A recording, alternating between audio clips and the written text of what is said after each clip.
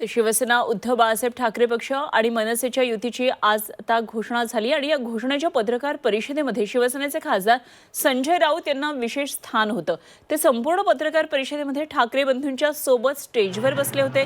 पत्रकार परिषद देखील त्यांनीच सुरू केली। मात्र ज्यावेळी पत्रकार परिषद संपली त्यानंतर ते हळूच स्टेजच्या खाली उतरत होते।